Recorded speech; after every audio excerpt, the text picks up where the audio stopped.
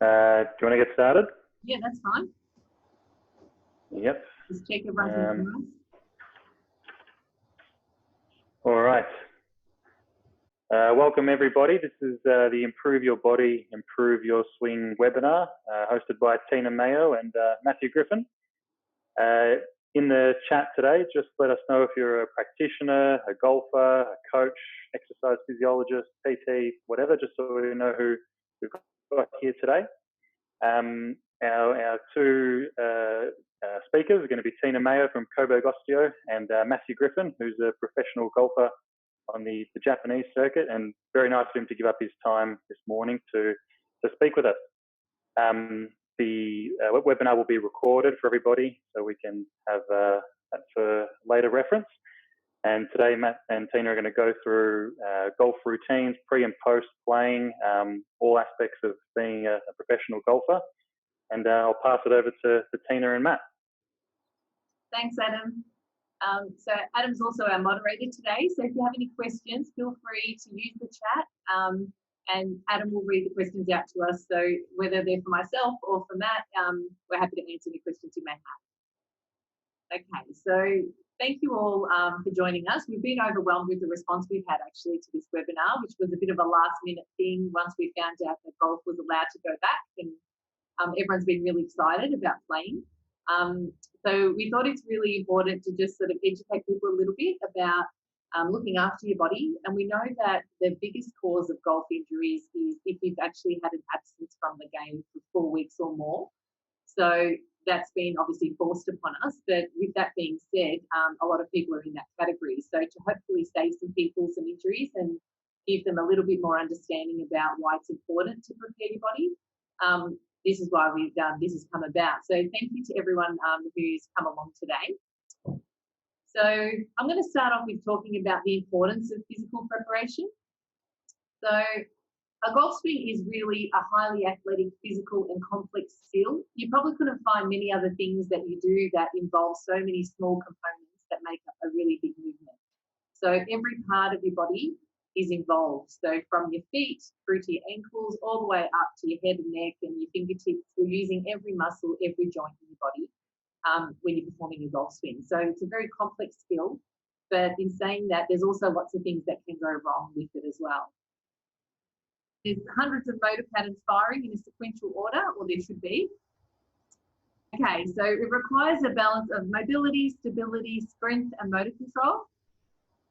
So all these components we need to have working at the same time in order for us to get the best out of our swing. So, and they're all components that can possibly need a little bit of tweaking every now and then. Physical preparation is really important. It reinforces all our motor patterns that are required for our swing. So if we go straight from our car to the tee, we don't get an opportunity to reinforce those motor patterns. And so therefore our body isn't warmed up and isn't prepared, and same with our nervous system. It improves confidence, gets the adrenaline flowing and helps us be mentally prepared. And all these things are really important. It doesn't matter what level of golfer you are. We always need to make sure that we've got you know, the best possible preparation and in all components that affects all systems of our body. Our nervous system, our circulation, our muscular system, they all need to be adequately warmed up. So turning on our central nervous system, and we often call this activation. So this is really like turning the power onto the body and getting everything working the way it should be for our golf swing. So when we talk about this with players who do this for a living, they can't afford to not have this activation component as part of their warm-up. That is the most similar feeling they will have to when they're actually playing. So today we're going to teach you how to do some activation work and how to turn on your central nervous system before you play. We're going to be reinforcing awareness. That's another really big part. And this is probably the biggest difference between people who play casually and people who play for a living, like Matt. So their awareness is really, really good.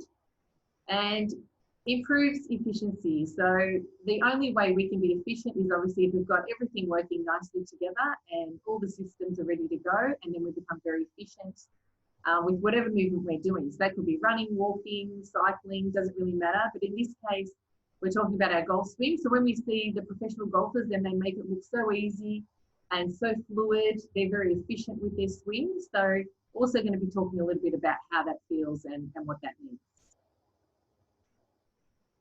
So these two slides, so what I think my swing looks like and what my swing actually looks like.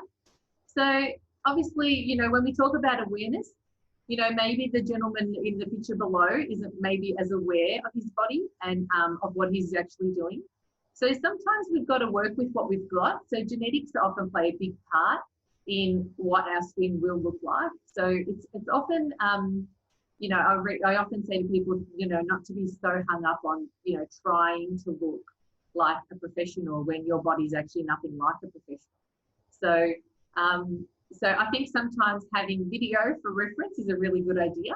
So we're going to do some of that today. Now I'm going to pass to Matt, we've got some questions for. So the first question we've got for Matthew today is, can you explain the importance of physically preparing at an elite level? Thanks, Tina. Yeah, well, it's really important. I guess golfers traditionally back in the 80s were known as going to the pub after a round and having a few pots, whereas now we go to the gym and do try and get our bodies right for the next day of play. So really, to separate yourself from everyone else, you've got to get your body in the best physical shape, and also to have golfers can play till they're 60 really. So Bernard Langer's in his 60s and he's still topping the senior tour. So having keeping your body in the right shape is really important. Awesome. Okay. How has having an active warm-up routine affected your performance? It's crucial, and it's something that we've developed over time, and you find the different things that work, and I really notice a difference from, I guess, when you're on tour and doing it every round. So you just wake up, and yesterday, with all the new rules around golf, drove 45 minutes, arrived at the golf course, and had 10 minutes to partners onto the tee. So you really, by the time having an active warm up, by the time you hit the practice fairway, you feel like you could start your round. Yeah, and I think in the past, like having worked with players over a number of years, where we used to do more static warm-ups, where things like just foam rolling, just a few static stretches, but not really, it was more about relaxing the tissues and softening things, whereas now it has been a real shift in the way we warm up, whereas now it's more about firing the body up and getting everything on and switched on, and which is really different. I feel like there's been a real change in the way players warm up for events. Yeah. How important is self-assessment and being able to self-manage while you're traveling? Really, really important, especially when you go to places like Japan, and the physio works a little bit different. In Australia, we're very lucky to have physios at the tournaments and access. Whereas when I go to Japan, it might be 5-6 weeks on the road, so you sleep in different hotels, different beds. So it's really important to know where your body is to be able to self-assess and try and fix it yourself. Yeah. Okay. And also, I think as a practitioner, it's really important that you've given your players the tools to be able to self-assess and able to self-manage. I think it's our responsibility to not make them so reliant on having people around them all the time, because they play an individual sport and they're alone a lot of the time. So if something pops up out of the blue, they can call and ask, you know, for a bit of help, but more often than not, they're on their own and they need to work out a way around it because they need to keep playing. So I think that's really important, and I think good players and you know that have been educated well and understand how important it is and what they need to do. I think it really helps them quite a lot. And we've had instances where I've been in a bit of trouble overseas with different things, and I can give you a call and tell you what's wrong, and you can give me some exercises that fix it pretty quickly. Yeah, that's good. Okay, can you explain the team approach to succeed at the highest level? Yeah, well, it's so important in golf, having a good circle around you. There's so many different parts that go into the game. One's having a good family. And then, so I've obviously got my coach, Dennis McDade, who I've worked with for a long time, and yourself, Tina, and my trainer, Scott Williams. So been fortunate to have a really good team around me, and we've always sort of worked together. Dennis speaks to you a lot to see how my body what my body can do, because if Dennis tells me something my body can't do, then we're beating it up against a brick wall. So it's really important to have that team approach to it. And over the last sort of month, we had a Zoom call and all got together and figured out a path forward over this sort of time in isolation to really try and make some gains. And I think by doing that, you really make some stuff that if I was just working with Dennis would have taken a lot longer, and we may not have even got there. Whereas seeing all different parts to it is probably enabled us to get some fast progress. Yeah, excellent. Yeah, and I think it's important to reset goals. So I think when you get together with everyone and you set yourself another goal, and they could be just small goals that are more achievable, and just go, okay, now we're working on this, and it could be just one component of your swing. But I think having everyone working on the progress is so much bigger when everyone's on the same page. Yeah. Excellent. All right. So you can talk a bit about this, Matt. Yeah, so this is probably, when you look at this is probably a bit alarming, but this is what goes into a professional golf week. And it probably illustrates just what people always ask me when you play a pro-am or play with members of the golf club, sort of how do you do what you do? And this is sort of really what goes into preparing for a golf tournament round. And everyone really does this now. There's not many players that don't do it. So I guess all of this is in, so you can sound on that first team, feel ready to go from ball one. So really important to be up a good amount of time before tee time, so your body's awake and ready to go. There's no rolling out of bed straight on the tee. Stretch and activation in the hotel before I go, and then make sure that I'm at the course 90 minutes before the tee time. In Japan, a lot of that time can be up to over an hour's travel, so I would then, in that case, do a little bit more, because it's a lot of time sitting in a static position before we go. Meditation is really important to try and be in a good mental space for all the ups and downs around the golf.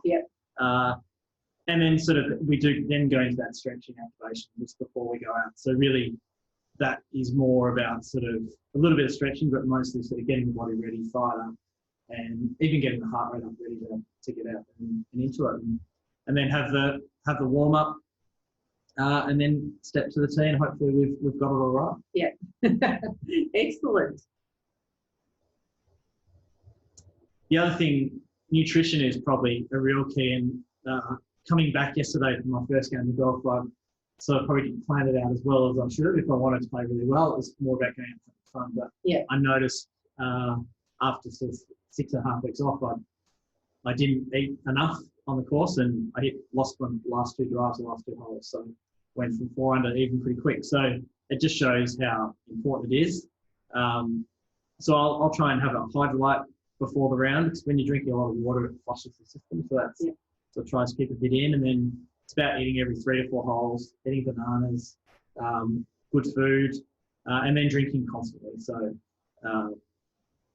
that's really important. And then we get onto the post round, and that can, especially if you're backing up the next day to play golf, that can be really important. So a bit of a warm down.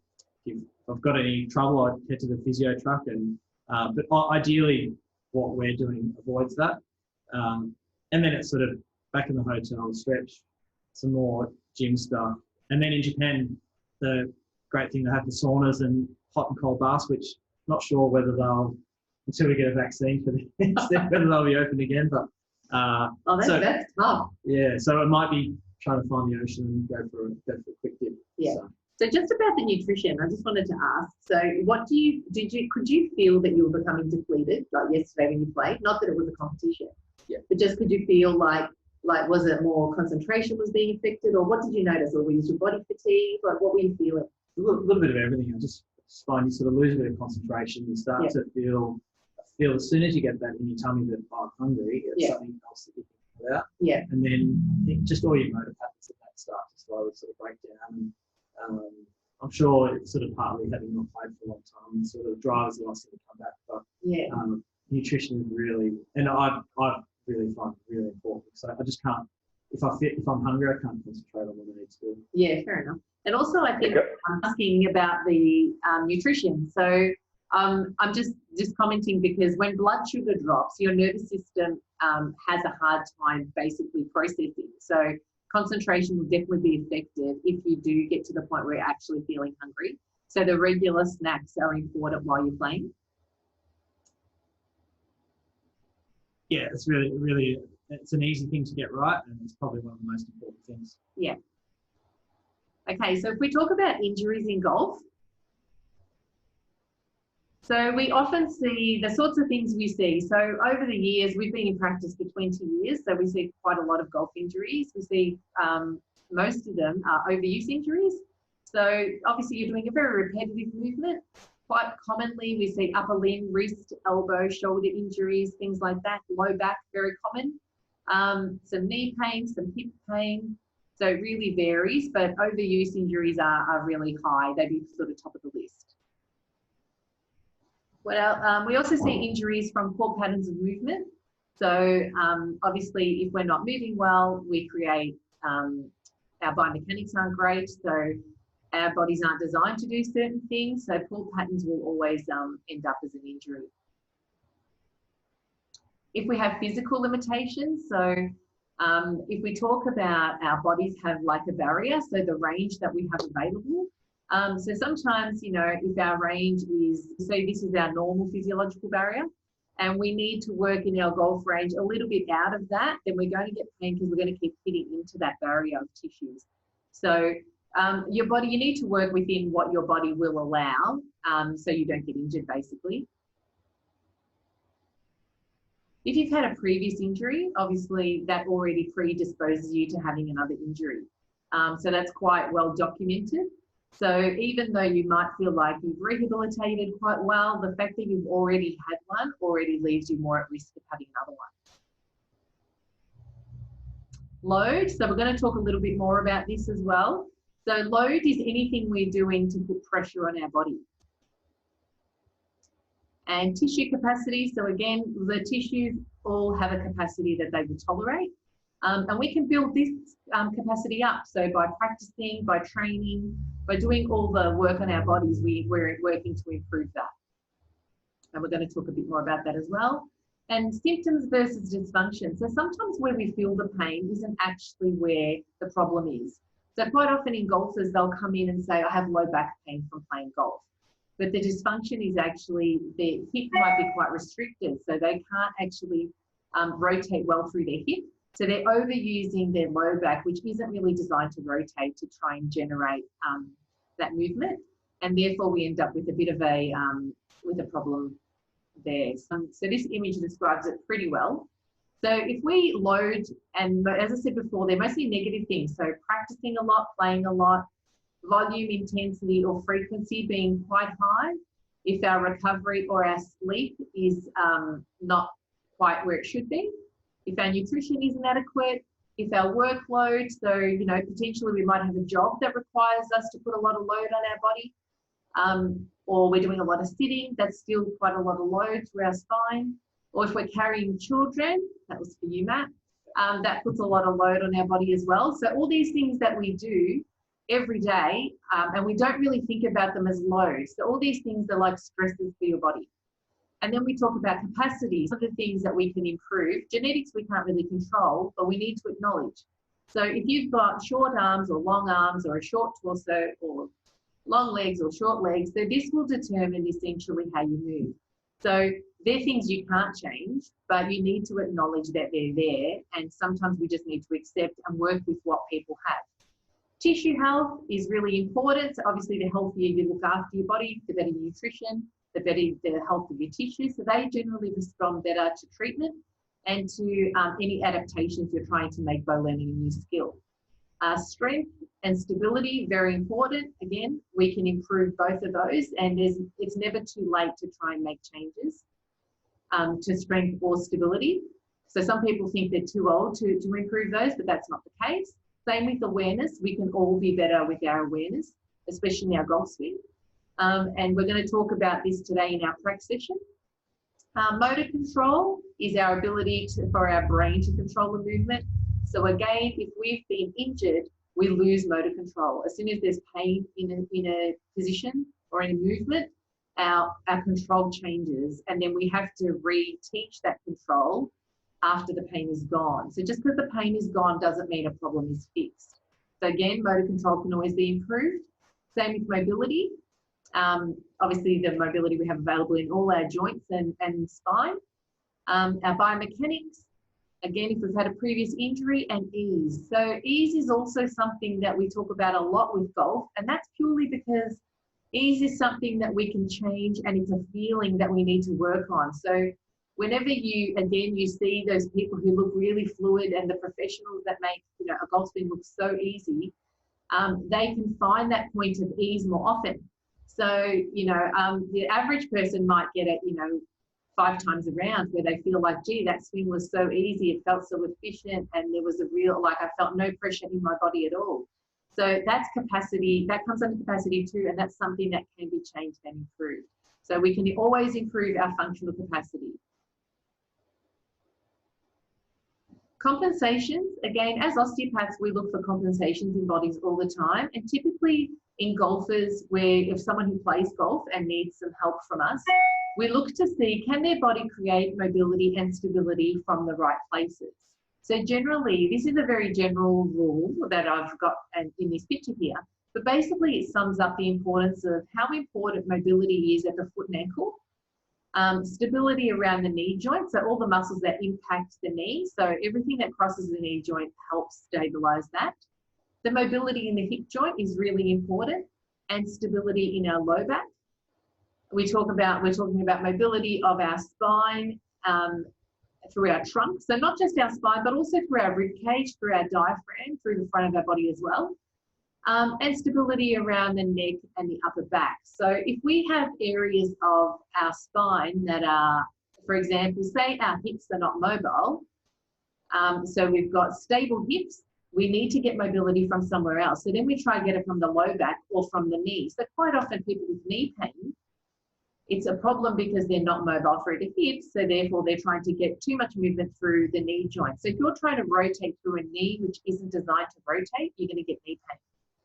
If you're going to rotate through your low back, again, not really designed to rotate, you're going to get pain. So the hip joint is designed really well for rotation, so we really need to look after our hips especially, and that will take pressure off a lot of other areas. Thanks, Adam. So if we look at swing faults, we often, we talk with coaches a lot about swing faults. So if players are working with a coach and getting very frustrated over certain things they're doing, and they've tried to correct their technique and they've given them lots of drills to do, and they get to a point where they feel like it's not improving or it keeps coming back, perhaps there's an underlying physical problem there that's creating this swing fault. So this is often when we'll speak to coaches or to trainers where they say, this player keeps doing the same thing, I don't know what it is, can you have a look at them? These are often the more common things people tend to come to us for. So early extension, sliding, reverse pivoting, and your setup posture. So if we look at something like early extension, so if we're looking at possibly that gentleman there on the top left picture, so that could be a number of things. So there are no recipes with people. So someone could create early extension because they have a tight hip, or they have a restricted spine, or they have poor ankle mobility. All those physical restrictions could create the same swing fault. So there's not a one recipe or one answer for everybody. So it's important that, you know, it doesn't matter if we're looking at any of these swing faults, multiple contributors will cause these.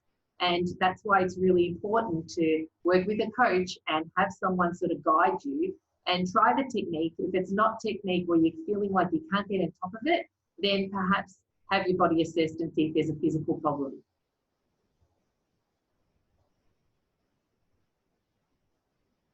These are also common presentations and frustrations we see. So often we get, as I said, we get patients referred to us or golfers referred to us from their coach or their personal trainer or exercise physiologist they might be working with. They're not always painful. They might be uncomfortable or difficult to achieve. So you don't have to wait for pain to go and have some treatment. You might want to get some treatment just to help you move better. So they might have trouble maintaining a consistent setup position. So often they'll come in because they feel like it's constantly changing. And that could be also because of a physical problem that's pulling them into a certain position. And with a setup position, your body will always go to where it's comfortable. That's just our brain does the same thing when we're asleep. You might go, I always end up sleeping on my stomach. Well, obviously your body's comfortable there, so it just goes there. So it's also a setup is no different. Your body will always find its way back to what's easy. Loading into their backswing position. So some people have trouble getting to the top of their swing, and that could be, again, a number of reasons. Something happening through the lower leg, through the knee, through the hip, the low back could all be contributing to what's going on with that. And that can continue right up into thoracic spine, shoulders, neck even, can restrict your backswing. Shoulder turn and spinal rotation restricted. Again, so you see it as a shoulder turn, but it might not be the shoulders causing the problem. It could be an inability to stabilize the pelvis, rotate through the spine. Maybe the diaphragm or the rib cage are restricted, and that's limiting your ability to rotate. Dysfunctional breathing can also be a big contributor to shoulder turn and spinal rotation. Transferring weight into their downswing, so starting transition and getting their weight across. So being able to generate that momentum and change of direction is also sometimes the pattern isn't there for people, or the sequencing is a little bit delayed. So that could just be the nervous system switching off. So firing patterns and exercises which restore that work really well. Inconsistent impact position. So if you feel like if that again is always changing, then you might have difficulty maintaining spinal angle. Again, that's often from weakness and an inability to stabilize through the lower legs. So need to get a bit stronger in that lower body quite often. A production of torque, speed, or power is compromised. So again, this information might come from their coach saying, for their swing, they should be able to generate more power. They should be able to have more speed. So this is feedback you might get from your coach. So again, if the nervous system is compromised at all, the power's off, you can't generate these things. Poor posture, back pain, and joint pain. So all these things, again, are common presentations that we see. And some of these are not related to golf. Some of these are related to our jobs. As I said before, all the things that we talked about under load can contribute to these, but they're common things we see people for. And upper limb dysfunctions due to poor ground reaction force generated. So quite a lot of elbow, wrist pain we see in people. Some of it's because they don't use their lower body well, so they don't generate power using the ground through their feet. And as a result, they overuse their arms. And so they might end up with a tendon problem, like a tennis elbow, a golfer's elbow, or a wrist injury. And if you're hitting off the mats, often that also creates quite a lot of upper limb dysfunctions. We're going to go into our practice session now. So if we talk about, sometimes you have to go out of your comfort zone for things to change and I've put here where the magic happens. So that doesn't matter if you're a professional or they need to be pushed along as well as your average player. So I think this is a good reminder for all of us that it's okay to try different things sometimes. And sometimes we do have to just step outside that little circle. Okay, so for our practice session, I get you to take your shoes and your socks off. You will need access to a wall and just have room to swing a golf club. And if you have any questions about what we've talked about so far, feel free to use the chat and Adam will relay those questions to us. So I'm going to cue Matt through the exercises today and I'd like you to join in at home. So before we do these, I just wanted to ask everyone, if you've got a phone handy, if you could actually record yourself just getting into your setup posture. So just having a look and having a reference to go back to after we've done the practice session so you can do a comparison. So I'll give you a couple of minutes to maybe do that. Okay, so when we're talking about warm-up, it doesn't look or feel like our golf swing necessarily, and that's really important. I think people remember that because some people say, oh, is this what I'm meant to be doing in my swing? And it's not at all. All we're doing is amplifying motor patterns and we're making the message of what we want the body to do be really strong and really exaggerated. So we're doing an exaggerated version of lots of things your body needs for your golf swing, so that everything's turned on and everything's activated. Okay, so don't worry and don't try and implement these moves into your swing, because that won't help. The idea is you do this in the warm-up, then you forget about it, then you go and play, and you've done the work to actually preset the body. All right, so first of all, I'm going to ask you to do a postural check. So just standing, and just feel what's going on through your body. So through your feet, I just want you to feel where the weight's going. So through your heels, through your toes, is it going more to the outside of your foot, the inside of your foot? And just check the way your arms are hanging. So I want you to get some awareness about what's going on in your body. Are the knees lining up? Do your hips feel like they're square? Are your shoulders feeling even? Does one feel lower than the other? What's your head doing? Is your head straight? Does it feel like it's tipping to one side? Even your hands, does one hand feel lower than the other? So just getting an awareness of just a quick scan of what's going on right through the whole system.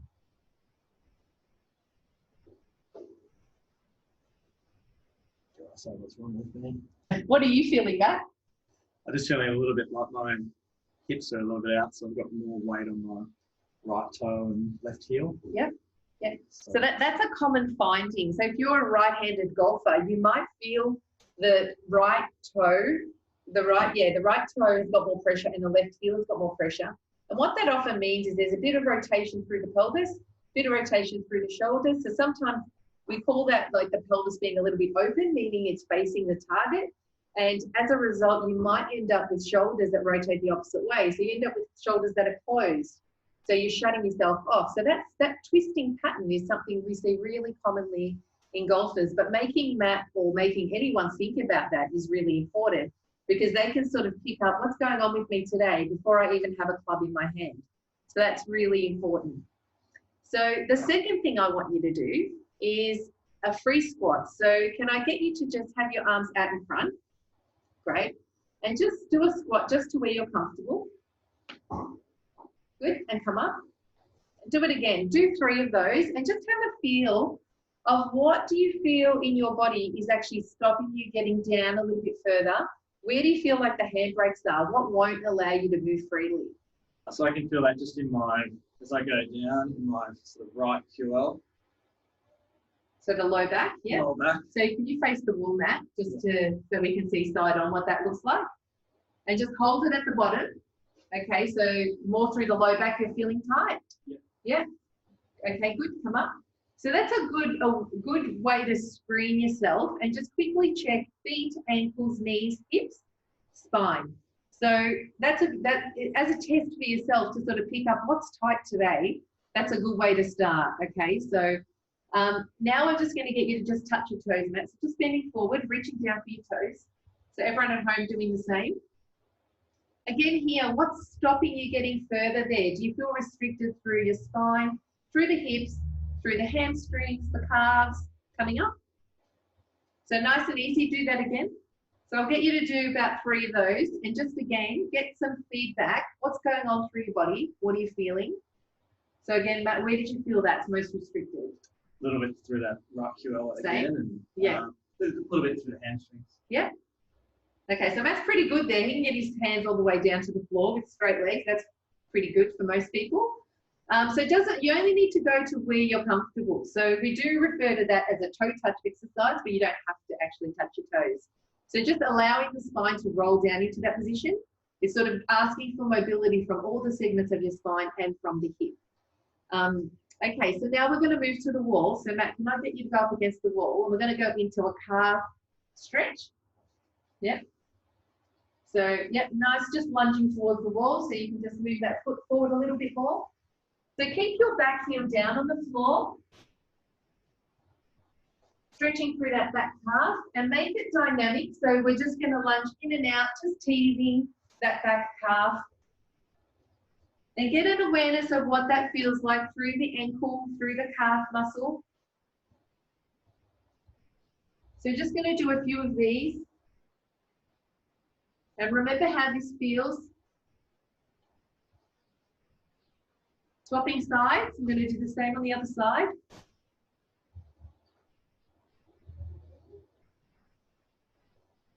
So our calf and ankle mobility is super important. If we don't load our feet and ankles well, it's really hard for us to generate power.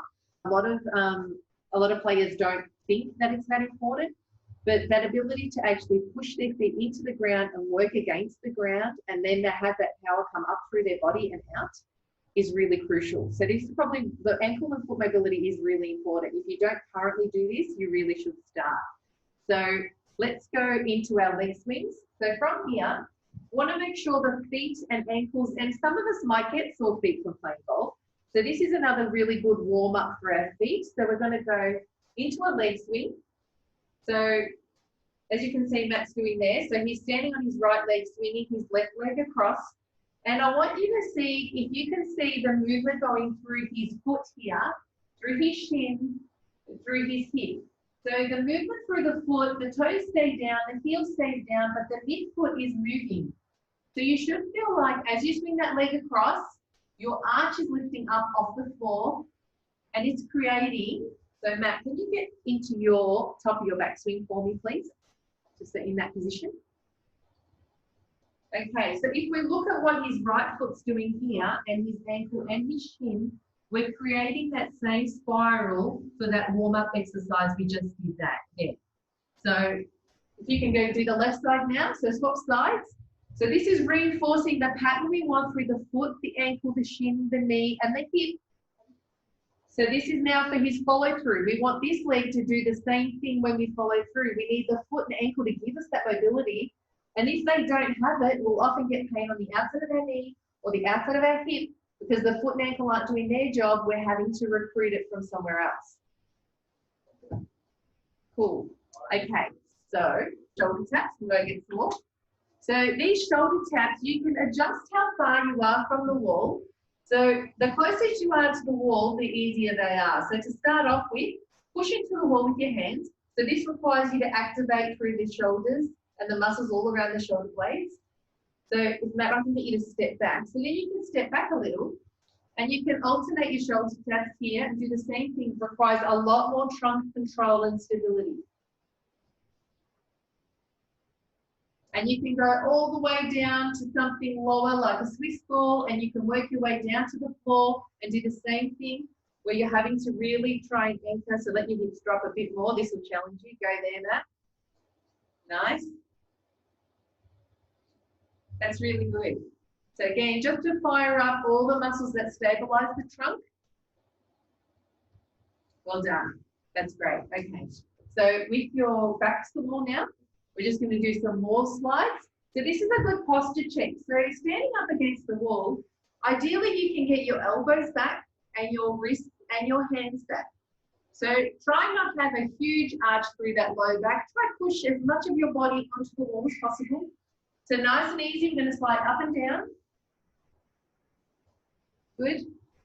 What do you feel there, Matt? A little bit through my left shoulder. Yeah. And I can feel through the sort of my lats back, good sort of activation stretch. Yeah. So this is also, yeah. So if you're tight through the chest or in front of your body, or if you've been doing a lot of computer work, working from home, this is also a really good exercise to just open you up and just get the shoulders to sit back a little bit more. But we need to have this openness so we can actually get our arm back and up away from us through our swing. So we do need this length through our pecs and our chest there. Yeah, awesome.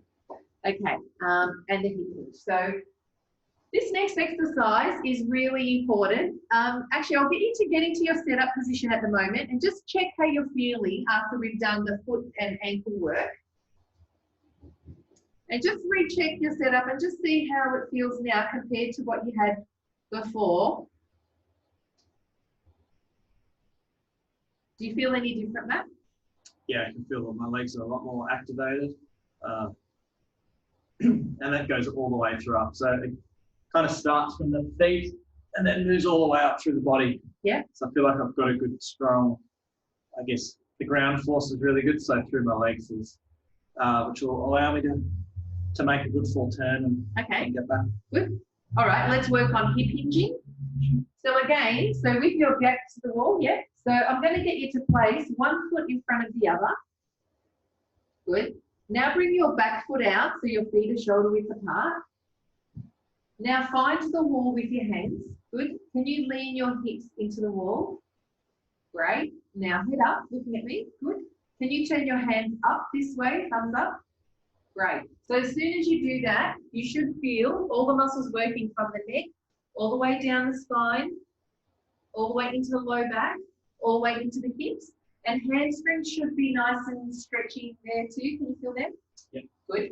So if I say to you, keep your knees straight and bring your hips just off the wall.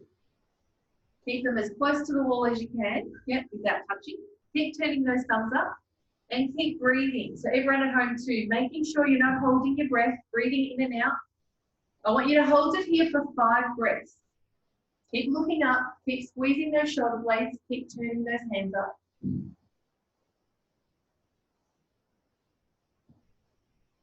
Great, stand up there. Good, do it again. We're going to do 3 of them. Find the wall. So hips to the wall, knees stay straight. Good. Hinging forward, yeah. Hips just off the wall. Great. 5 breaths here. Big breaths. So feel that breath filling your whole rib cage. Feel the whole rib cage expanding when you're breathing there. Keep working those fingers back towards the wall. Still want all those postural muscles turning on for us. Good. 1 more, Matt. So maintaining a good hip hinge all the way through is super important. This is what allows us to maintain a good spine angle so that when we're rotating, we're not coming up early. That early extension is often because of a poor hip hinge. So this is a pattern we're training. We're training the muscles at the front of the hip to work to hold us in that nice hinge position. We're training our postural muscles to fire to support our spine. And if this becomes easy, then we do it in our setup all the time. So after doing that, take your setup again now and just see how you feel. So Matt, what do you feel there? Is there anything different? Just feel a little bit more. It's going up the chain more. Yeah. So the activation? Activation up through my back. Yeah. Yeah. How does it feel through your legs, through your hips? Yeah, legs feel really strong. Yeah. So. Great. So if I just ask you to stand and recheck your posture standing. Yep. Yeah. Do you feel any different to when you first stood and I asked you to check your posture? Yeah, it's more evenly balanced through my feet. So I'm not as much on that left heel and right toe. It's more sort of through the mid part of the foot. Which is great because without needing any treatment, he can run through this routine and help align himself, which is what we're trying to achieve with a really good active warm-up that's specific to someone like Matt. Okay, so we're going to move to a bretzel now. So you're going to need to be on the floor for this one. So I'll get everyone lying on their right side to start with. Okay, so I'll just talk through the most of you. So come back to great. Yep. So just laying on your right side. Can I get you to take your top leg forward, your bottom leg back? So scissor those legs. Great. Now your right hand's going to hold on to your right knee. Your left hand's going to reach for your left foot. Excellent. So breathing in and out here. As you breathe out, drop your left shoulder to the floor here. Turn your head to the left as well. Good. So breathe in, breathe out. So with this position here, Matt's rotating his shoulders left relative to his pelvis, which is turning right. So we're asking for opposite things to be happening through the upper and the lower body, which is exactly what happens in our golf swing. So if you're having trouble grabbing that foot, feel free to use a band or to use a strap or anything you may have. Even a hand towel might work. Sorry, can you stand up again? Oh. Yeah. So from this position here, I'm going to ask you to think about your breathing. So again, your rib cage in this position, obviously we're winding it up. So if I ask you to take a deep breath in, you're actually going to feel, it's going to be quite restricted, but I want you to feel like you're breathing into those lower ribs. So through Matt, I might say to him, breathe in through this area. Matt, take a big deep breath in. Good. And as you breathe out, try and draw the shoulder down a bit more. Try and get that opposite knee down a little bit more. So he's feeling this lengthening happening across his spine. So this is the same position his spine needs to be in to get to the follow through position. So he's got to rotate left through his spine, which is what he's doing on the floor. So if you're finding this position quite restrictive or quite difficult, you might have a similar issue once you're standing and we've got gravity acting on your body and we've got load and momentum from a golf club and speed and all these other things, and we're trying to get to the same position. So if a position is easy on the floor, it will be easy when you stand up. If it's hard on the floor and there's no gravity acting on your spine, it's going to be also hard when you're standing. So this exercise here is excellent for anyone who plays any rotational sport. So let's flip over to the other side. So same thing, let's scissor the leg. So the top leg goes forward, the bottom leg goes back. This is how it's tighter than that. So same thing here. So now if we think about it, this is Matt's backswing position. So getting to the top of his backswing is not as good for him as getting to his follow through position. And again, we'll go easy on him because he hasn't done much for the last few weeks. So really sort of up through here. yeah, so he's feeling some tightness through the right side of his low back. You also might feel a stretch on the quad of the bottom leg, the hip flexor of that bottom leg. So again, focus on that breath, feel that rib cage expanding, thinking about that lengthening. What part of your body doesn't like this? Where is the tightness? What feels most restricted? For some people, it might be shoulders, it might be chest, it might be ribs, it might be low back, it might be glutes. It might be different for everybody. So just thinking about what part of your body doesn't really love this. And if you have trouble getting to the top of your backswing position, again, this would be the side you might focus on a little bit more. And with all your exercises, there's nothing wrong with doing more on one side if that side's tighter. Okay, great. So I'll get you to come up against the wall for the next one. So progressing that rotation we've just worked on, so just kneeling, I'm going to get you to do the thoracic one. So right foot, right knee bent at 90 degrees. Good. Left leg out in front of you at 90 degrees. Actually have that hand on the floor. Right hand on the floor. Good. Left hand's going to come up. Great. Looking up at the wall. So we include the neck in this as well. So we're getting still good trunk rotation. The wall stops you from tipping. So I recommend this exercise against the wall. Breathing in and out again. If you can't breathe comfortably through an exercise, you've gone too far. So back it off if it's too difficult to the point where you can breathe, because then the nervous system's actually okay with it. So breathe in and out.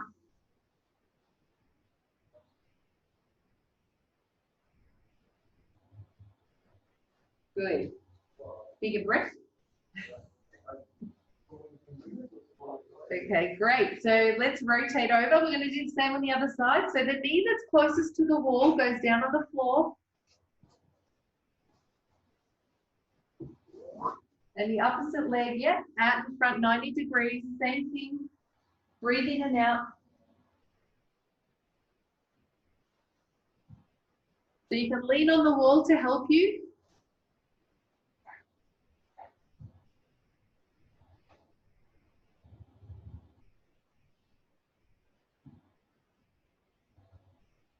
Excellent. So now we've done the 2 rotation exercises for our thoracic spine. Come back to your setup position, recheck that, and just see how that feels. And Matt, can you give us some feedback about what you're feeling? Yeah, so strong through the legs. How's that activation feeling? Sort of Activation, all that through the body now. Now? Yep. Yeah, great. Excellent. So slowly we're building up and making sure that every part of his body is getting ready to play and feeling nice and loose. So now I'm going to ask you to go through your swing. So just you can grab your club if you like and go through your back swing all the way to your follow through. Just do a few swings where you are. So if I asked you to do 5 and start to feel the effects of the work that you've done.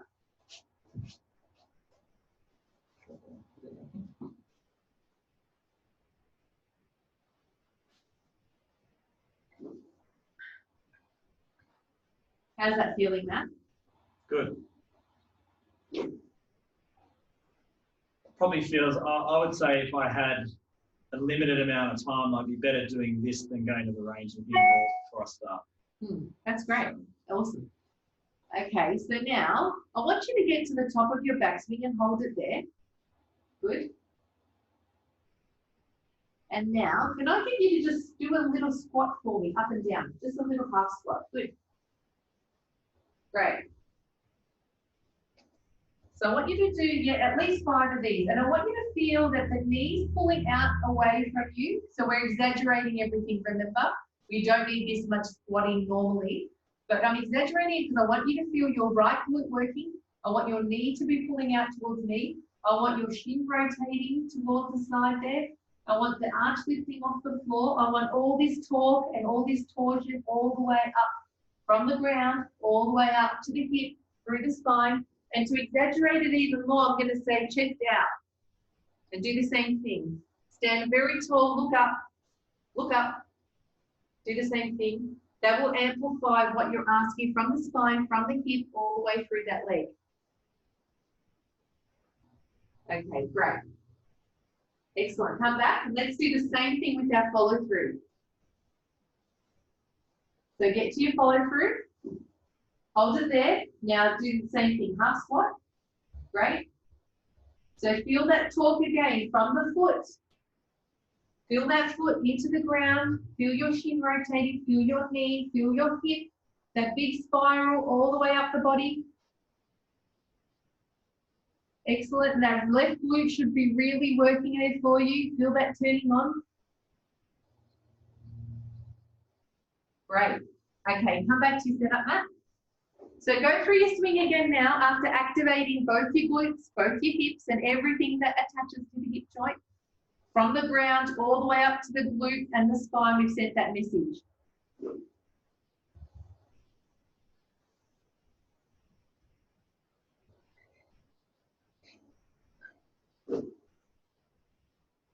Good.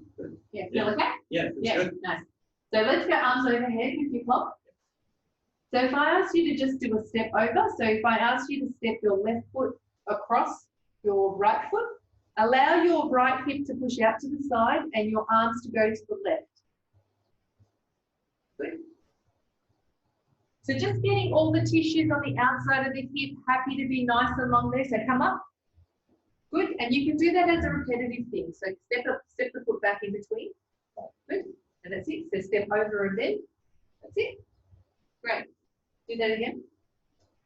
So if you have issues transferring your weight or getting to your right side, this is a great position to get into. So it's just a step over lunge.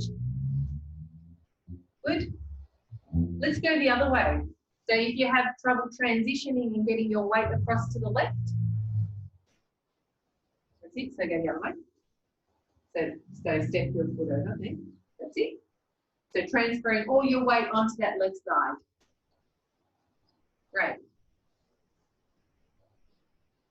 So just practicing weight shifts. That's what we're doing here. And just getting all the tissues and making sure that the capacity of those tissues is allowing you to actually physically get to that spot. Great. Okay.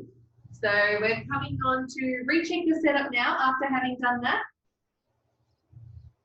Go through your swing again.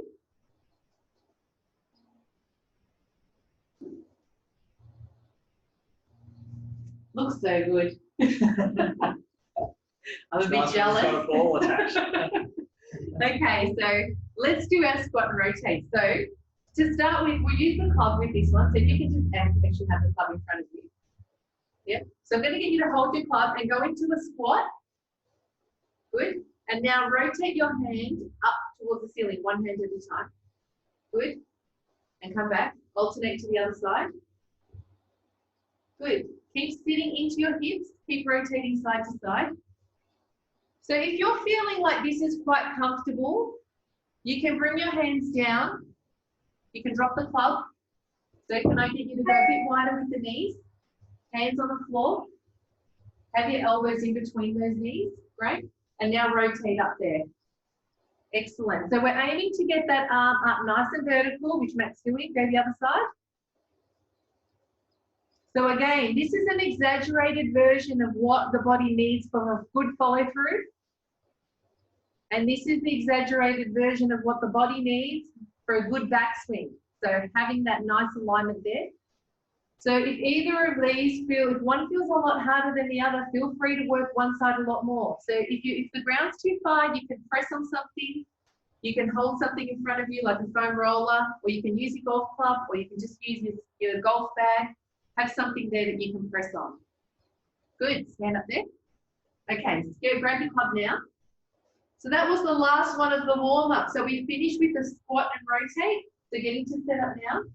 Talk about the setup now. Like, what are you feeling through your body? So now through my body, I'm really feeling almost like both my feet are screwed into the ground. So, and almost like they rotate out a fraction, but yeah, obviously don't do that. But that feeling is there. The feeling is there, yeah. And then that goes all the way through the legs. So it feels like my glutes, hamstrings, thighs all switched on. So I feel like I'm in a really strong position here. And then as I go back to the top from this position here, it almost feels like the power goes from my left heel all the way out my right hand. Perfect. To get a good range in my backswing. And then once I get to there, then I can just let it all go. So, and that's through all those exercises that sort of all built those feels for me. Yeah, great. So if you go from just doing nothing, just sitting in the car and straight to the tee, you don't get any of those feelings. You don't get any of that awareness, any of that firing, any of that activation.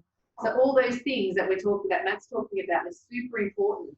If he does the same thing every time he plays, every time he practices, the warm-up always needs to be consistent. So therefore your swing doesn't change. And when you set up over the ball, you always get the same feeling. And that's where consistency comes from, which is what everybody wants. So I think it's really important understanding how routine you have to be with your warm-up so that the feeling and the awareness is always the same. And now if you like, I'd like to give you a couple of minutes just to quickly re-tape yourself and see if you can just record yourself again, getting into your setup, and just so you've got a comparison of before and after you did your warm-up. Does your setup look any different? And thinking about how you felt when you first set up versus how you feel now. So working on that awareness and spending that time to actually go through what that feels like. So if you'd like to do that now, then we've just got a couple of things to finish off with. Tina? Yep. We've got just a question for Matt. Would he do these exercises before he leaves to play, or when he gets to the golf course? Or what would he normally do? Yep. So with these exercises, I'd normally do them as close to heading out on the golf course as I can. So it'll be the last thing that I do in the locker room before I go to play. Depending on your course, if you live pretty close, if you've got a 10-minute drive, you could do them at home and then get out of the car. But ideally, you do it as close to starting your warm up as possible. I think the other important thing with that is like that the warm-up is designed to basically be able to do it anywhere. So you should be able to do it on the range, in the locker room, in the car park. Like you don't need much to be able to do these exercises that we went through today. So if you're in a hotel or wherever you are, you should be able to do them there as well. So I think the key is also not getting too fatigued. So you don't need to keep the reps really high because you don't want to be too tired to play. So, I say to people 5 reps is plenty of each one because you're basically just switching on everything.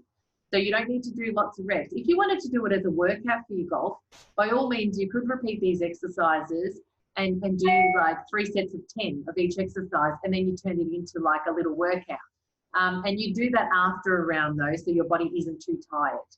Would you agree, Matt?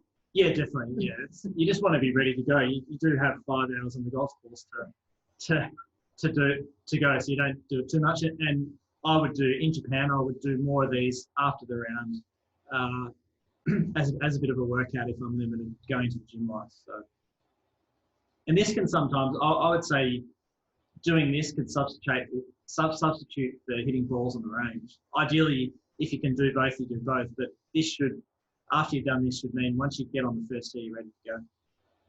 So I just want to finish off with I've called them golf pearls, and we will provide the presentation for everyone anyway.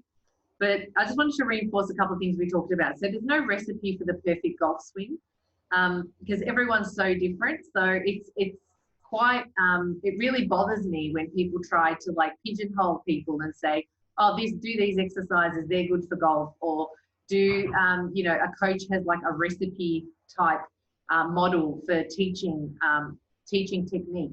So, you know, sometimes you could see patterns in people who are coached by the same person, but I think everyone's so individual. It's really important that you find a coach that actually addresses issues you have for who you are and for your anatomy and for your body shape and the things you can do. So there's, as I said, there's no recipe. So I think we need to move away from that idea a little bit. Stop comparing yourself to others. Again, as I said before, just don't feel, you know, you can look up and, you know, watch what the pros do and how they move and whatever, but it's really important that you learn a little bit more about your own body and what you can do and what your limits are, and work within those parameters and find a way to move efficiently for yourself. Find a position of ease more often. So hopefully after doing some of the exercises today, I'm hoping some of you found a little bit more ease in some of those positions, because that's why, as I said, the more comfortable the nervous system is, the more comfortable and more easy everything will feel. And that's what ease is. That's when I ask players, you know, how did that feel? They're like, oh yeah, easy. I'm like, great. So I know they're at that same point. It should feel easy. If the body's comfortable, if the brain's comfortable, it will feel easy. Build awareness into your practice. So spend some time just standing there. You don't even have to hit balls. Just think about what's your body feel like. Grab a club, do some of the exercises we went through, and stop and think about what you're feeling in each of those positions. Is one side tighter? Where are the handbrakes? What's not allowing you to move further? Ask yourself those questions and spend time addressing the things that aren't as good as the other side. So try and build as much symmetry into your body as possible. A lot of people think the golf swing is very one-sided, and what we need from the body is actually almost identical. So the same thing we need the joints on the right side of your body to do is the same as what we need the joints on the left side of your body to do. So keep that in mind. Quality, not quantity. Like Matt said, you know, sometimes going to hit balls and like smack, you know, you might go hit 300 balls. It's not really quality practice. You're better off do a really good warm-up and then focus on what you really want to practice, and just, you know, maybe hit 30 balls and really make it quality practice. And work on increasing your capacity. So all the things we talked about as far as, you know, in that capacity slide with the seesaw, you can try work on each of those things and try, if you got 10% more out of each of those things, your capacity overall will feel so much better. So you can always change that. So try and make that a bit of a goal for yourself. So rather than go, oh, I want to be single figures by Christmas. So give yourself a physical goal of improving some of those capacity things we talked about. I also just want to thank everyone who supported us today as well. So I did have a slide for this. So Golf Australia and Inside the Ropes for sharing, same with Osteopathy Australia, Yarrabeen Golf and Tim Wood Golf Coaching, Terry Pilkadaris Coaching, who've also shared our posts and been very supportive of our services. Osteo Sports Network, which is a great collaborative group of practitioners who obviously have an interest in sport and looking to just encourage more people to be involved in educating and getting people to understand what osteopaths can do to help them in their sport. And Drum & Golf is obviously Matt's sponsor as well. So yeah, all those people who support us, thank you so much. I hope you've enjoyed today, and we appreciate any feedback you may have. If you'd like to contact us, you can find Matt on obviously social media as well, and us as well. We've got Facebook or Instagram. We also have a YouTube channel, and we will be posting a recording, probably an edited version of this recording, on our YouTube channel for you guys to source. The exercises will definitely be on there though. So feel free to follow us at Coburg Osteopathy and Health Services. And please stay in touch. We're looking to run hopefully some more webinars and put a training program together if anyone's interested. Maybe we could form a group and we could you know, get together and do a golf specific training with anyone who wants to join us. So thank you again. We really appreciate everyone who's come along today. And if you've got any other questions, we've got about 5 minutes. We can take questions. There's a general one from Rowan, just for Matt. It's a probably tough one to answer, but strength versus flexibility, is there one that's more important for you, or are they pretty equal? Pretty equal, I'd say. They're both important. I think you probably, in golf, you find strength from flexibility. So if you can be as strong and you can be a weightlifter, and that's no good for golf. But if you've got flexibility with a bit of strength, and that is essentially winding up something to wind it back the other way. So I'd say just trying to get both is equally important. Yeah, as a practitioner, I'd say mobility always trumps stability. We always talk about how if you've got someone with poor mobility and they're strengthening, then you're really compromising, their capacity basically. So if we don't have a lot of strength but we have good mobility, well, they've at least got the range. They don't have good control, but they've got range, and then you can add the control and add the strength. But if you really need the mobility first, and you're better off working on that and then build your strength on top of that. Right. Would be my opinion. Yeah. And Matt, there's another one for you, Matt. If you have a long time in between shots or in between holes, do you do any sort of exercises to keep your body warm, or do you not? Yeah, that's a good question. Often, especially in Japan, we have rain delays and those type of things. So I would do that routine every time before I go back out to start. So if I've got a short, let's say we've got a group weight, I'd always try and keep active, and you could do a couple of those little exercises. I find that the leg swing's really good. You can do that on your golf bag against the wall. Just keeps your hips moving and those type of things. So anything over about a 5-minute static weight, it's good to do something to get your body moving again. Good question. Great. And just another one from Osteo Sports Network. Matt, what strength and conditioning do you do outside of your work on the swing, flexibility and mobility?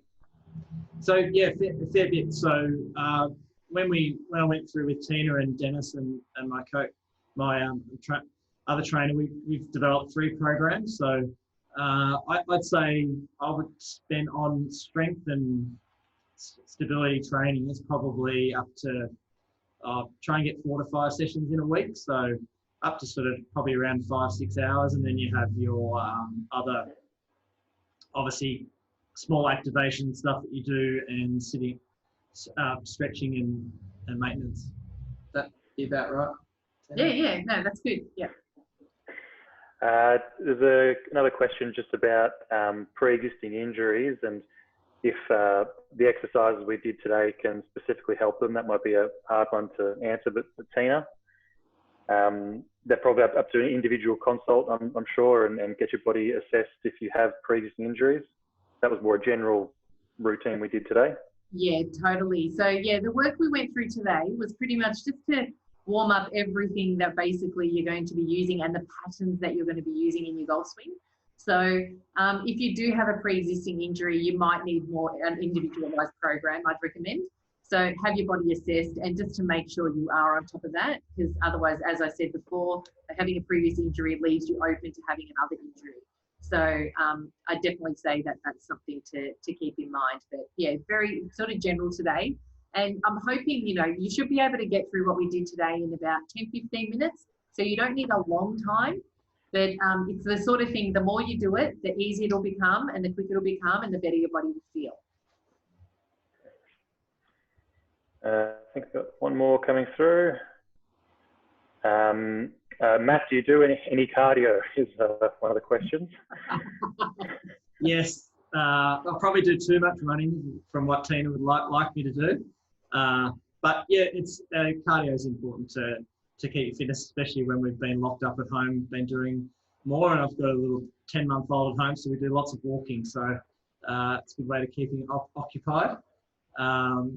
Yeah, I guess it's trying to do a range, if it can at all possible, do a range of things. So a little bit of running, bike riding, if you can go for a swim, those type of things, not do too much of the one thing. And probably with some of the programs built into it is a bit of sort of more high intensity, so you get a bit of cardio out of that. Yep. And got one more coming from Kevin. He just, you've already talked about a bit about your training program, but environment. So that might be about the current environment. Do you have a home gym set up or anything like that? Yeah, so with the gym's closed, it's been about trying to find enough little things that we have. Tina can probably let you know more things you can get, but you can get TheraBands, and if you've got a split ball at home, if you've got a couple of dumbbells, that type of thing, you can put together a pretty good program pretty quickly. So Tina's probably better than. Yeah, so definitely we've set up quite a lot of people with home-based programs under the current circumstances, and telehealth calls. So we can do video calls where we can sort of talk people through their programs and whatever they need. That's been really useful over the last few months. Great. That's about it, I think.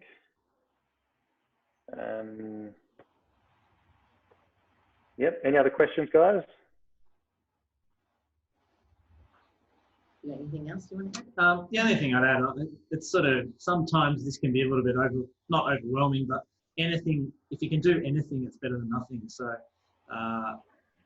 and you'll definitely notice the benefits out of doing it for your golf. So it's for a short bit of time, it's well worth the effort. And come out and see the team at Coburg Osteo. They're best in the business. Oh, thanks.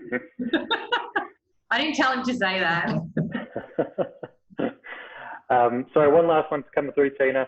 Just in regards to the program we did today in comparison to static stretching, do you see one more advantageous than the other? Totally. Active every time, yeah.